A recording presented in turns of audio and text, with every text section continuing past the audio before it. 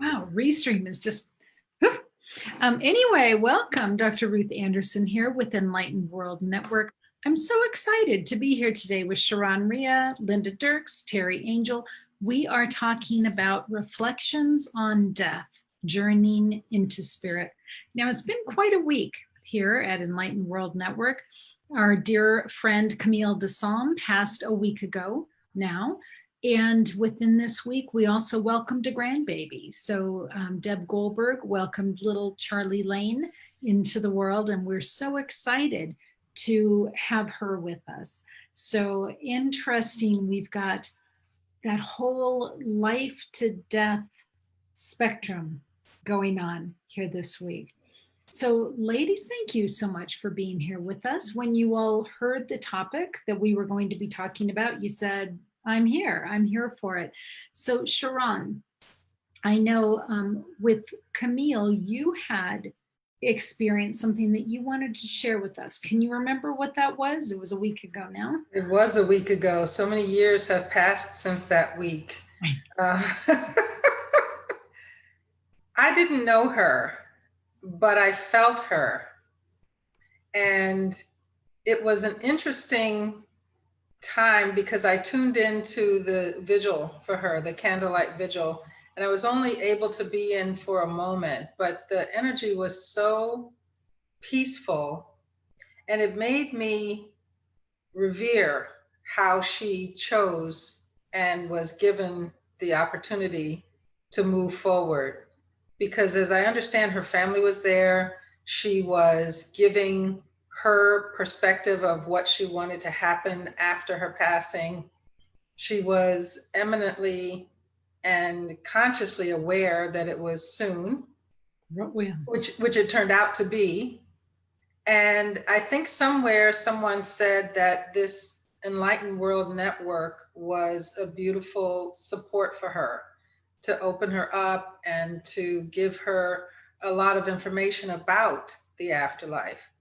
And I just had this feeling that that was how I hope all of us can move from this plane to the next, with awareness, with some degree of joy that we have lived a life that mattered to us.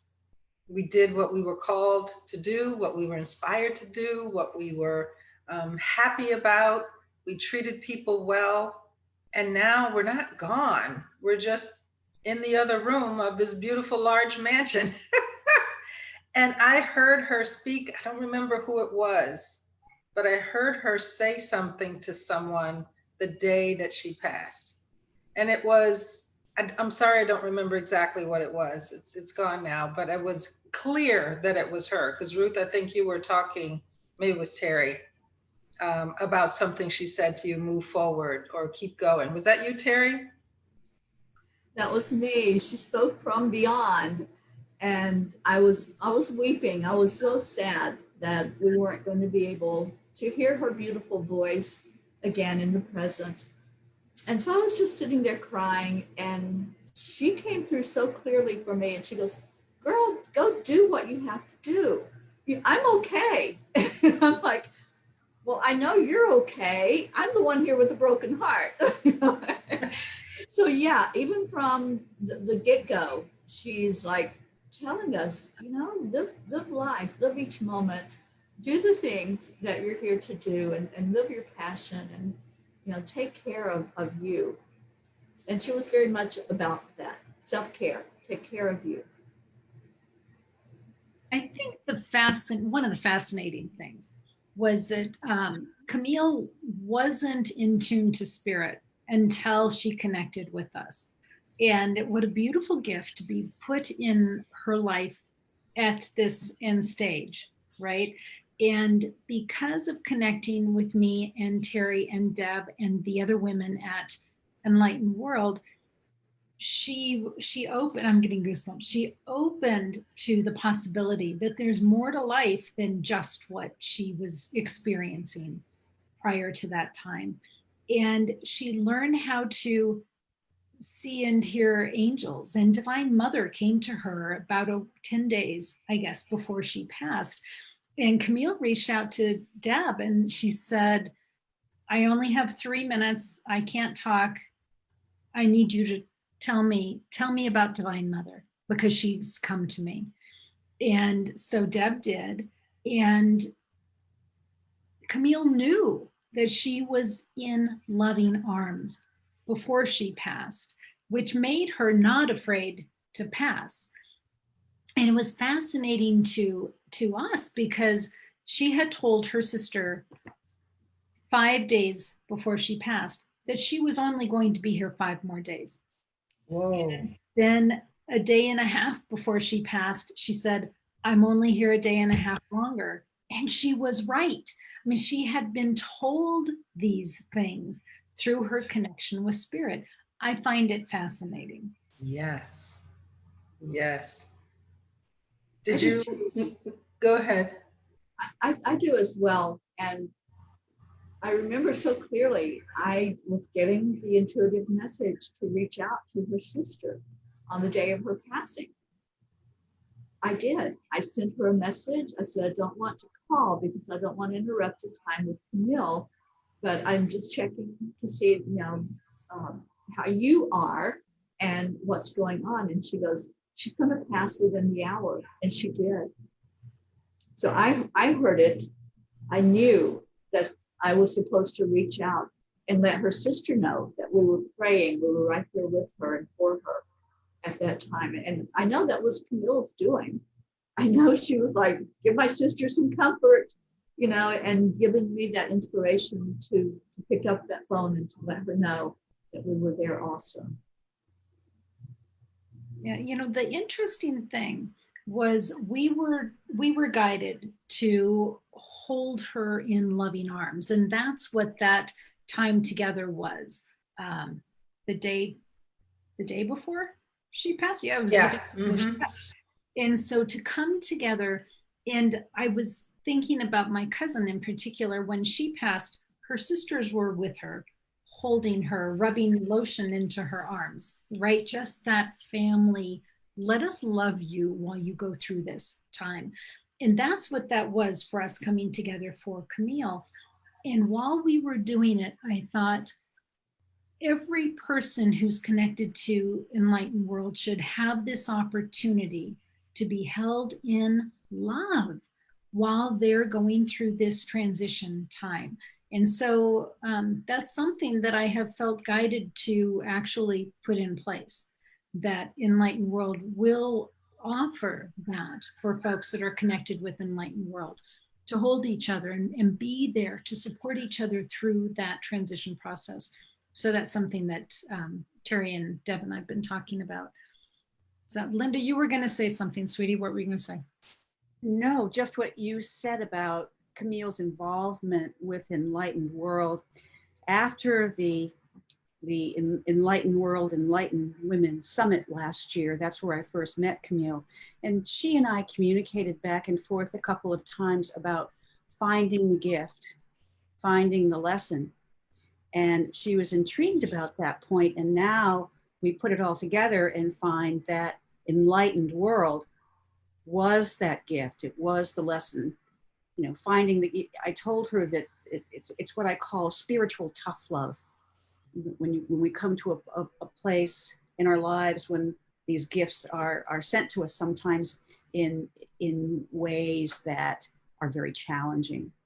So I think, Ruth and the rest of the Enlightened World community should know that in a way we comprised a portion of that gift to her, the gift that was the lesson that was behind the spiritual tough love for her. And as we walk in physical form, I think that Camille and all of us know, we're all on varying scales of living that changes all the time between physical form and pure consciousness. And that pure consciousness being pure love. So what you just said about holding someone in love is part of that transition point as they pass into pure love. I thought that was beautiful. Thank you. Yeah. So Sharon, I want to ask you, as a spiritual being, what is your understanding of what happens when we die? And has that shifted over the recent couple of years, or have you always just had a sense of what would happen? Oh no, I did not ever have a sense of what happened. I always mentioned that there was a before Sharon and there's this Sharon. And the before Sharon had no idea of any of this. But I think my spirit obviously knew and pushed me, nudged me, guided me to learn.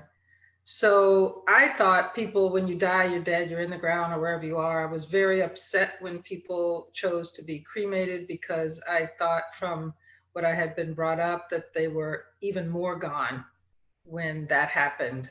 And that's a youthful, childlike perspective that I had. I have not had many people pass in my life that were close to me, except my grandpa, who I loved so much. When he passed, no one let me go to his funeral. I was 9. And that bothered me a lot because I didn't get to say goodbye. I just felt like, well, that's not fair. Anyway, when I grew up and then discovered the spiritual place, I think I didn't want people to be out of my life. So I willed myself to believe what was unbelievable to me before, that there is an afterlife and we do go on. And now, oh my, I'm so joyful about it. I used to be afraid of dying, like what activity that would be that caused me to leave. I was never afraid of death because I always had a sense that I am not going to die. I will continue to be in love. And now I see it as we're all in this beautiful play that we have parts to play on the stage, and we interact with each other and we create these wonderful relationships and have all these scenes of love and fear and all of that. And then someone's part happens to be done and they wrote it and they're done. And so they're not gone, they're just in the wings. And they can feed us our lines and they can cheer us on and we can see them and talk to them if we choose, but we're still on the stage and they're just in the wings.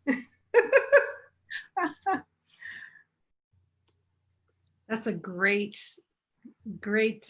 vantage point to see that from. Linda, what about you? One of the first things that I thought of when we spoke about my participating in the panel was all of the cycles of life, smaller cycles, larger cycles.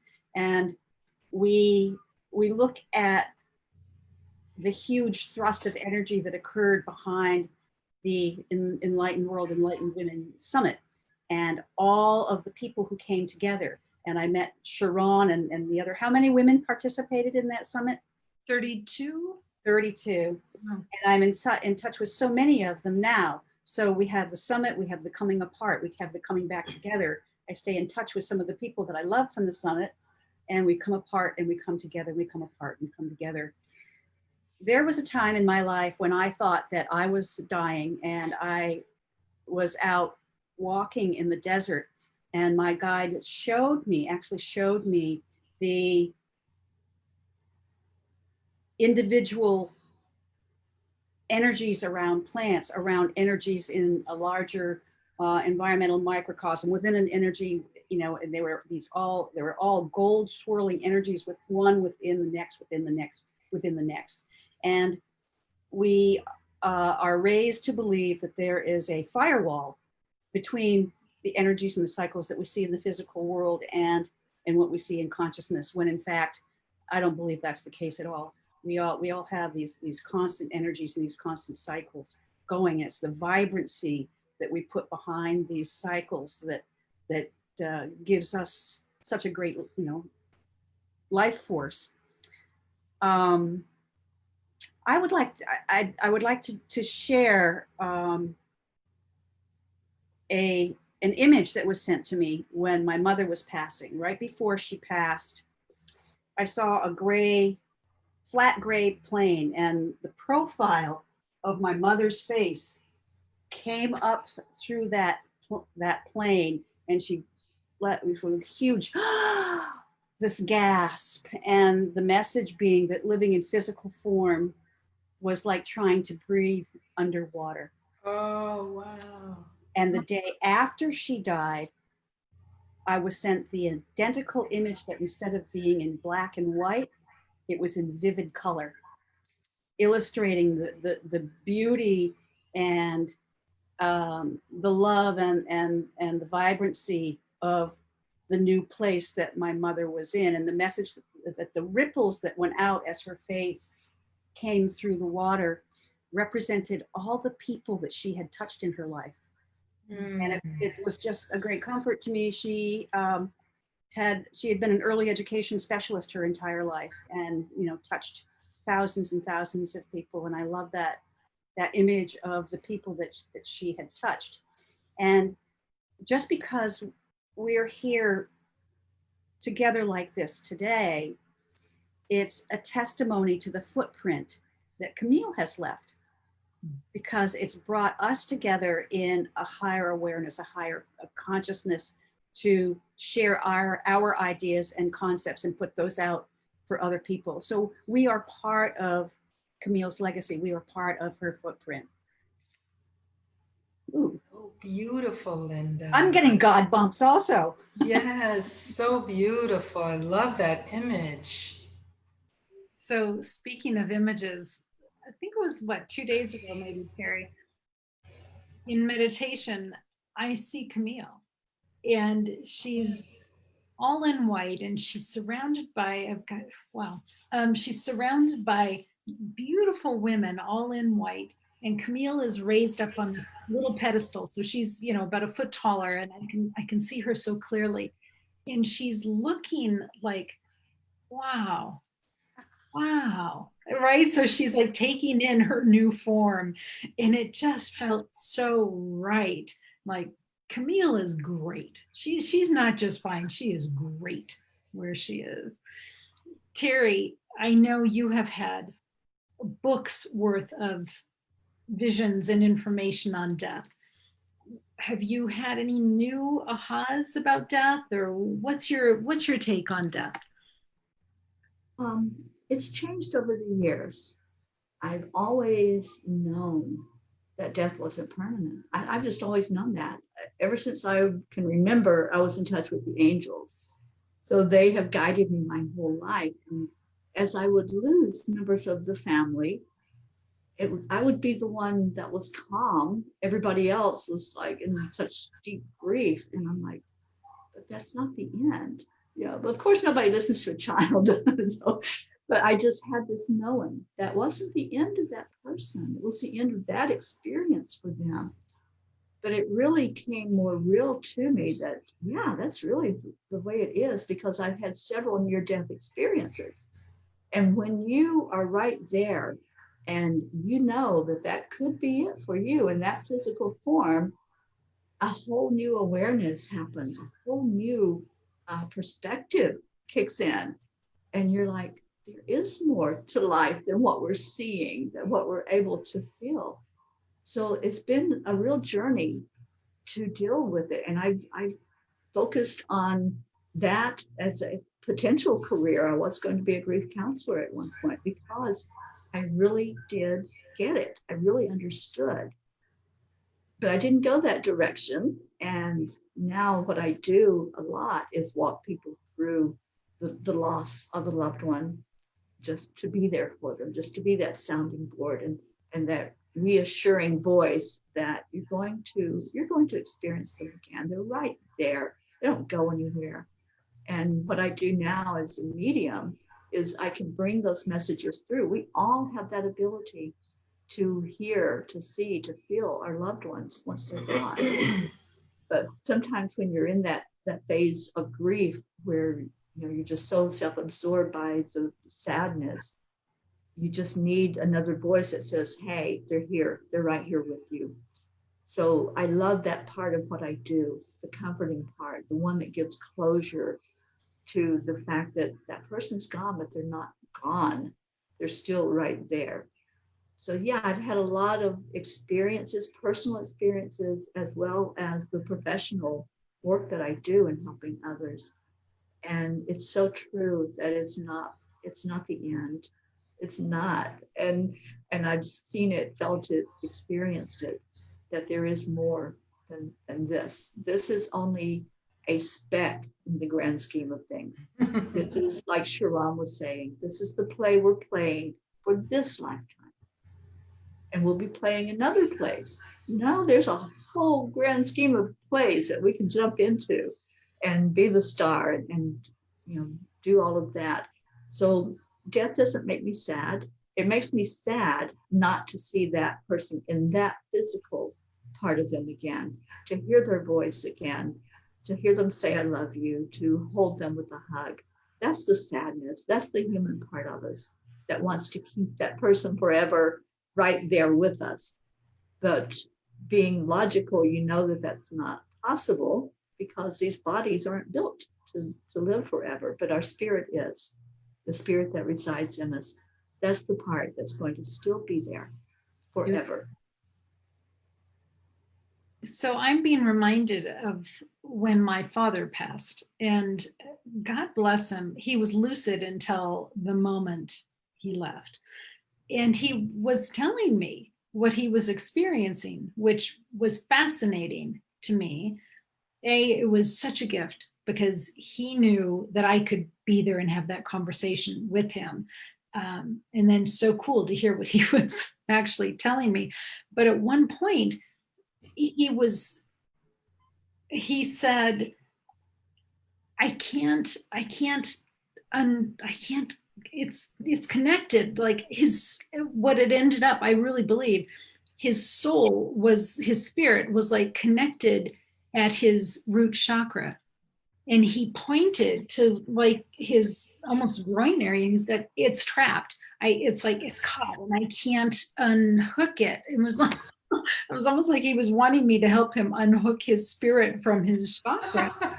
Wow. And it was crazy cool to see how that was happening. And the morning that Camille passed, I went in and I was shown that same vision again, that what she was experiencing, that the spirit was so disconnected in every area, but it was still connected at that root chakra.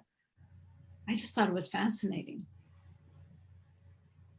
I'll add something about that energetic connection. One of the favorite uses I have for my skills is to work with the families of people who are passing.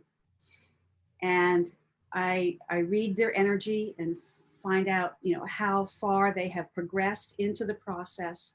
And I can also feel in their energy where they're hanging on to something, like you're hanging on to that chakra, and where they hang on to energy indicates what they may like to hear before they pass, or something that they need to let go of to make their transition easier. And I consider this, I love doing this work. I consider it sacred work. And I do it willingly and free of charge. And anyone who's going through the process, if they would like me to help them, they can contact me through my website at spinstrawtogoldnow.com. And as I say, I consider it really sacred work. But one thing that all of you and maybe our listeners will find interesting is that as people pass, they lose their energy from their bottom chakra up. And the last two areas that hold energy, or they might hold something in an area that needs to be released, is in their crown chakra, their connection with their higher power, and their left heart, which is their connection with themselves. And it doesn't always exit in the same order. People with really strong connections with spirit will lose their connection with themselves first and hang on to their crown chakra energy. Some people will lose their crown, most people I see will lose their crown chakra energy first and still hang on to that relationship with themselves until the last moment. I can't tell exactly when people were going to pass, but as I say, it's one of the favorite things for me to do, and I offer it freely. Linda, that is extremely fascinating to me, and thank you for sharing that. Well, you and I can And talk more about it because I'm sure you can do it too. I'll just tell, I can, well, yeah, and I was wondering if you could share an example of one chakra that's not the root chakra that you've offered some words about. If you feeling, say, for instance, their sacral or their throat chakra is one that they're holding on. What kind of thing have you experienced that they would want to hear from their loved ones? If I heard you correctly. yes, absolutely. And it's very clear. The one that I encounter most often is holding energy in their right heart, which is their relationship with others. And I'll go in and clairvoyantly pull out a message or an image that sometimes I don't understand, but the loved ones do understand and say, oh yes, this is that connection they need to make. Or sometimes if they're holding energy in their throat chakra, they're looking more at a sense of peace, a sense of completion. So, and oftentimes there's combinations of energy, but once I identify them, I can go in and oftentimes pull out images that will tell the families, the loved ones of the person who's passing, what they may need to hear, what they may need to resolve. That's the word I'm looking for. What they may need to resolve in order to dissolve that energy and allow themselves to pass, to transition. Wow. I'm experiencing my mom's passing just like you did, Ruth, with your dad. She was not lucid at all. So I mostly, okay, I'm going to tell it fine, Mom. I'm starting to tear up because oof. Whew. I was no longer, she was on the whatever the drip bag is. She was she had no feeling from, and I just really wanted her to know that, so I was speaking mostly to her spirit. And when you talk about what people might want to hear or resolve, Linda, I was inspired, guided, needed to say, Mom, you've lived a life and this is not living what you're doing right here. And I love you. I will always love you. I appreciate our very intricate, detailed relationship, was up, down, every which way. Yeah. But if you are ready to go, I bless you and let you go. You do not have to worry about us. I am not worried about you. I know you're blah, blah, blah, all the things that I said. And I went off to a church that I had no idea that was just near where her hospice was and just cried my eyes out. And then the next morning, I had a choice to make, was to take my younger daughter to find a swimsuit for the swim team or go visit my mom. And I chose to take care of my daughter. And that's when I got the call that she had passed. And I really felt like the permission from me, I'm an only child, so she didn't have anybody else, gave her, along with me not needing and her not wanting me to be there at the moment of her passing. I think that's common. When my mother passed, the nursing home called me in the middle of the night and said, your mother wants to talk to you about what she'll see as when she transitions. But by the time I got to the nursing home, she had become unconscious. And I climbed into bed with her, this hospital bed, and just held her for hours.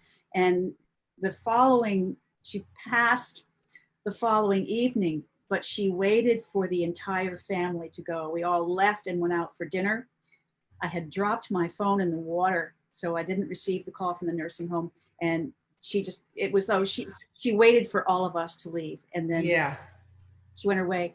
Terry, you may experience a lot more of that, and you'll have a better memory than I do about, the four phrases. I love you, I forgive you. Do you guys remember? Oh yeah. I'm sorry. Please forgive me. Thank you. I love you. Would you say that again, Sharon? I'm sorry.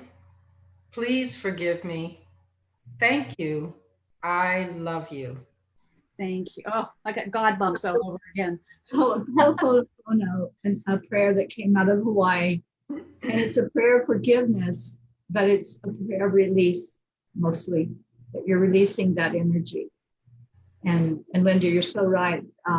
Many of our loved ones just wait.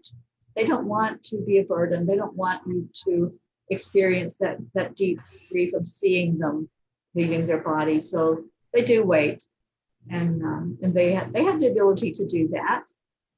Yeah, absolutely. Yeah. And Linda, what you were explaining, it's not the first time I've heard that.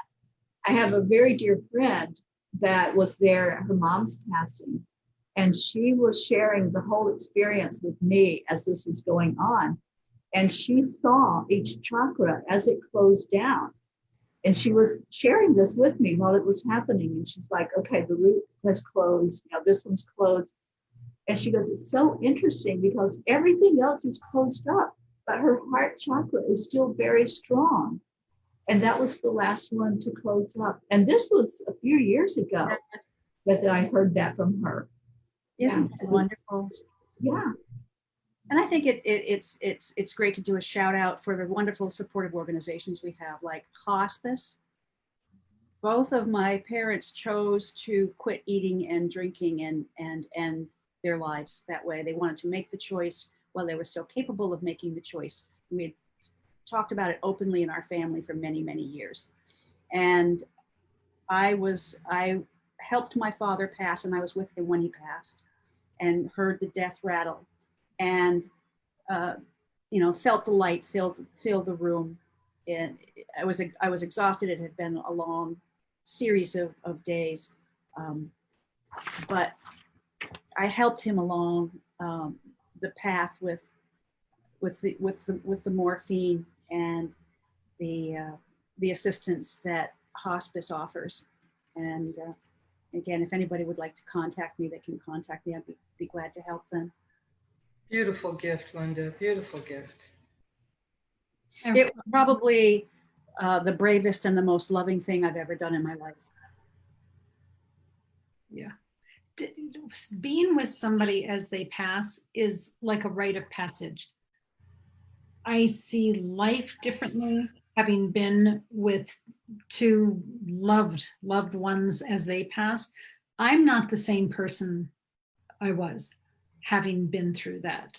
So I'm actually so glad I had that time with those two, my dear friend Sylvia and my dad. But I was just reminded of the day my dad passed, because I walked into his apartment and I immediately sensed there's a new being in the room, and it was up in the upper right-hand corner of the room. I thought, okay, I see you. I know you're here. And as the day went on, there were more of them up there. And so by nighttime, there were like 6 of them. And I'm kind of watching them and, obviously watching my dad. And the minute my dad passed, they were gone. Mm-hmm. It was like, wow, what a validation that they Mm-hmm. were here for us to take us home. But one other thing that I thought was, at one point, my dad wanted to go so bad, right? I mean, he had a near-death experience about 18 hours before he passed. And he told us that he had, gone down the dark corridor. He's seen photos of his life passing, and he knows he's home. And people are cheering for him, right? Charles, you're home. And he wanted so badly to stay. And then they said, nope, it's not your time, go back. He was really mad. He was really upset. And the last 18 hours of his life, he just kept saying, how do I get back there? Oh. What do I need to do to get back there? And so we knew, he was a short timer with us. And as the day went on, he would say things like, just take my pillow and smother me. It was like, no, Dad, we're not. Yeah, And then yeah. he'd say something like, is there a gun? Can you use it? No, I am not. And I mean, I kind of laughed, and then he kind of laughed, which is crazy that we're kind of laughing on his deathbed. But I said, Dad, I love you, and I am not going to jail for you. How badly he wanted out. And at one point, I'm sitting there with my sister, we're each holding a hand, and I'm thinking, so why isn't it happening this second? Why isn't it, what's the timing on this, right? He's so ready. Why is he still here? And the last hour of his life, my sister and he had such a healing moment. Ah, yes. And it wasn't Yes. words, it was her being able to love him and care for him regardless of what had come, you know, Yeah. the other 50 some years of her life. He didn't go until that relationship was healed. Very cool. And Ruth, do you think it was more for his daughter or him or both? I definitely for her, but I also think for him. Yeah, but she needed that. Yeah. And this country and our society needs more of these conversations. We need to get Sharon and I are the activists, the old lobbyists. Both of us have been lobbyists. That's why. Yes, yes. But as we come together in consciousness and share this, we need to get these conversations on the table. One of the things that I discovered, you know, Vermont is one of the states that has a right to die law, but the doctors won't touch it. And until we can have a playing field of higher consciousness with the spiritual community and the medical community, and by the medical community I mean the broader medical community, meaning the dictates that come to us through insurance companies and drug companies. This is an essential conversation, but I'll just say that we just need to get this conversation on the table a little bit more. I agree, and I think we need to be precious and deliberate with our words, because a right to die triggers so much in so many people that believe different from what we've had a conversation about. So there is a resistance, an absolute unwilling, like I'm not going to jail, so you said, Ruth, to help someone transition. So if it were rather than the right to die, it was the opportunity to help transition. That just opens up a whole new, I have goosebumps. I mean, that just opens up a whole new space in your brain and your heart to do the humane thing for someone rather than ending something that you think is a finality. It's hard to know. It is so hard to know, because had I had that opportunity to help my father pass when he had asked earlier in the day, that healing wouldn't have taken place for my sister. So it's really hard to know, guys. It is, but I think that if you, I mean, I don't disregard what you say, Ruth. I agree with that 100%, but I also know, and I'm pretty certain in saying that word, I know, that higher powers, higher awareness, even our own souls will know not to give us that opportunity, even if we were to choose it. Something would happen, just like you had with your technology today. Somebody would intervene, some loving spirit would intervene, knowing that there's another moment that is necessary to happen. So, I mean, those two things to me have a relationship that I think is in need of exploration. I could be a little off or I could be spot on, but I think for me, verbiage, willingness, and awareness of those things is a triple cocktail that I would love to explore. And I love that. I love this conversation. And Ruth, I was reminded as Sharon was speaking about our meditation that we did in the last hour, where you were saying you saw this horse that was just so antsy and so ready but the gate was still closed. And what was the holdup? What was stopping that gate from opening? And I fully believe that when that gate is ready to open, it's going to be open. So we can't rush anything, but at the same time, we listen, we observe. That was a huge message that we got today, to be vigilant and observe, and then to ask, okay, what can I do? What's my part? Yes. We all have parts. You know, we live in this movie, but there's people with parts in our movie that are interacting with us. So it's listening to that voice, listening to the instruction. And, you know, if it's not time to act, it's not time to act. It wasn't time for that horse to go through the gate yet. So it's just being aware. That's such a huge part of this human experience, isn't it? Just be aware, pay attention. And Terry, you know, it's interesting. I wanted to share something a while ago and I decided not to. And then it just keeps banging in my head. And then what you just said quickly, even if you're not aware, I think that there are loving souls, either it's yourself or someone else, that will shout at you when it's time to hear. Because I remember the trajectory of my life when I lived in New York. I was in my early mid-20s and I worked at a retail store, and I had to come home late at night by myself. And there was a winding road that I would travel down. I'm so exhausted, you know, at the end of the night. And I remember seeing this big cardboard box in the road. And I thought, ugh, I don't feel like changing lanes. I'm just gonna go through it. And when I got close, this was the before Sharon person. And when I got closer, it was a cement block that you hold the light on. And something right before I said, oh, I think I better swerve. And I didn't, you know, I would have been gone fast. It would have killed you.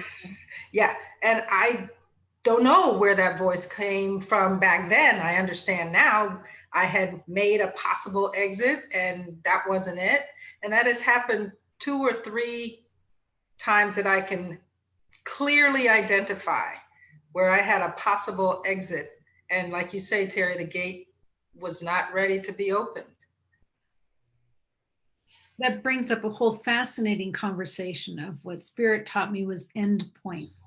There's a chapter about it in one of my books, but what I was told by Archangel Michael and Raphael was that when we come into this world, not only do we line out what learning experiences we're going to have and who's going to help teach it to us, but we're also presented with 5 or 9, I've heard both, possible endpoints for when your time is done. And as you get close to those, goosebumps, guys, as you get close to those endpoints, conversation is had. Are you done? Have you experienced what you are here to experience? And if you go, nope, then something happens like that, where the miracle happens and man, I could have been killed back there, but I wasn't. So I'm going to keep going on. So I've heard 5 to 9. Terry, what do you know about endpoints? Oh, they definitely exist. I had personal experience with those endpoints. I always call them exit points that we can choose. And one of them happened with me, I think it was 3 years ago, where I had a fall and I actually broke my head open. It was blood bleeding profusely out the back of my head. Oh, God. And I live alone, so I couldn't get up. I couldn't get myself up off the floor. I'm laying there bleeding out. And I actually did see the angels. They were talking to me. I saw that I felt very peaceful. And I actually had that thought, okay, it would be just so easy. Just close your eyes, Carrie. Just close your eyes. That's it. You know, you're just going to go with these angels. And then I don't know what happened. I don't know if they asked me if I was ready or if I just intuitively had this spark of, wait, I'm not done yet. There's so much that I still have on my plate to do. I'm not ready for this. And as soon as I made that choice, I was on my feet. Have no clue. Well, I do have the answer, but it was like, it would be impossible for me bleeding out to just all of a sudden be standing on my feet. But that's what happened. I stood up. I was actually able to walk to the bathroom and grab a towel and put it on the back of my head and get help.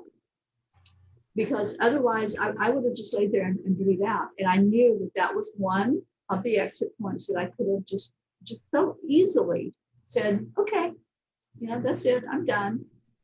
So they do exist. And I'm not unique in this. I have talked to so many people. I've read so much material about people that were at that point having to make that choice of go or stay. That's your option. I'm like, so glad that that brain cell kicked in at that moment. And I just knew that wasn't it for me, that I wasn't done, that there was so much more that I was supposed to be doing and still doing. There was a crazy story in the newspaper, and this was several years ago. Guy's riding his motorcycle down the freeway. Sky is clear. Gets struck by lightning and dies on the spot. What? Right there. It's got to be an endpoint, right? Because it makes no sense. Yeah.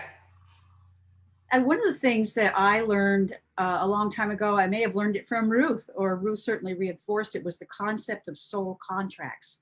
And Ruth, you talk about soul contracts and how that might feed into endpoints. Well, I really do believe, and Terry, we've talked about this a lot, that before we come into this world, we are in relation with other beings, and we determine who's going to play what part in whose life. And that it definitely is a piece of that whole life structure laid out in front of you. Terry, what do you want to add to that? Yeah, we do make those contracts and we do have those points where we can go, but we have free will. That's the part of it that we have to always look at. I can say, I came here and I'm going to be here for this certain amount of time. And that was my exit point, I'll go. But then I have free will. And so when in my case, I said, I'm not done yet. I know that there's other things that I have contracted that I'm going to go ahead and finish in this lifetime. So we have those points that we can go, but we still have that ability to say yay or nay. And we do have contracts with each other. There's no accident or coincidence that the people that are in your life are in your life. That's all something that we called to us. We're going to interact with a certain person or people, and there may be a purpose to our interaction. We may come together to co-create something, or we may come together to teach each other and learn through our experiences together. Soul contracts are very real. And when we question, okay, why am I here right now? What am I doing here? We decided that. We decided this was something that in this journey, in this lifetime, we were going to teach. We were going to be instrumental in bringing information forward and holding conversation that's going to help others. So, we're healing, we're teaching. That's what we're doing. And this is what we decided in that contract. My contract with you, Linda, my contract with Sharon is Bruce. And when I talked about the incident that happened, if I had decided at that point to go, I would never have known any of you. Mm-hmm. But I have a soul contract. We all kept you here, Terry. Thank you. Thank you. That's right, Linda. We sucked you back. You were the one that got me up off my feet. I think that perspective, I have experienced that perspective of we've had these relational contracts with other souls to teach and learn and experience with them. And I'm so grateful for that perspective, because when I work in the whole family coaching as a relationship coach with families that are moving through divorce, more often than not, it's strifed with anger and resentment and competition and judgments. And when I have an open, willing parent, either it's the dad or the mom, I get to insert that perspective, Terry, that, you two, even though you can't remember it down here, have chosen to experience this together to help each other grow in some way. So when you can spend some time recognizing that and then sitting with, well, what is it that I'm trying to learn from this thing that I don't want to learn from at all?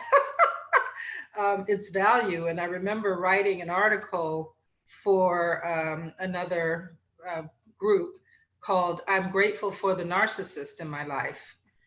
Because, because my former husband was, you know, as far as the clinical descriptions, he displayed a lot of those. And it was a teacher I didn't want to learn from. And I would not have chosen on purpose, but he knew I needed him. We knew I needed him when we made this contract. So I was grateful to be able to share that perspective with other families. Well, and sometimes the soul contracts aren't played out until the person dies, even. Yes. So an example of that, and then we'll wrap up. But an example, my good friend Sylvia, best friend for 26 years, I was with her when she passed of cancer. The next morning, I'm driving through LA trying to get to the airport, and I'm sobbing in the car, and I hear this rustling in the back seat. And of course, I was panicked immediately that there's a person in the back seat.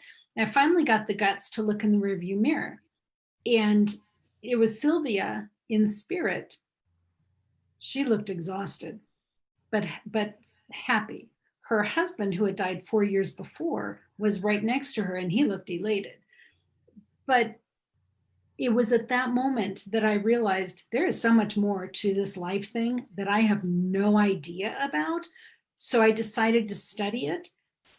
After she died, she fulfilled a soul contract with me, which was to open that door for me of wanting to know more about spirit. Beautiful. Fascinating. Just the whole life death thing is just fascinating. Anyway, ladies, we need to wrap up. Thank you so much. This was absolutely delightful. Sharon, Linda, Terry, yay. And Sharon, if you want to delve into the right to help support somebody transitioning, I do. I think is how you kind of worked that. I would be happy to have that conversation with you. Yeah. And I think, Linda, you're a lobbyist. Get in here, girl. Anyway, so Sharon has been also, so. Yeah. Yep. We share that. I thank you, Ruth. I accept. All right. Thanks everybody for being here. All of our viewers, thank you. God bless. We're so glad to have you here with us. We love you. And I love you all. I love all of you. So we will see you all soon. Thank you.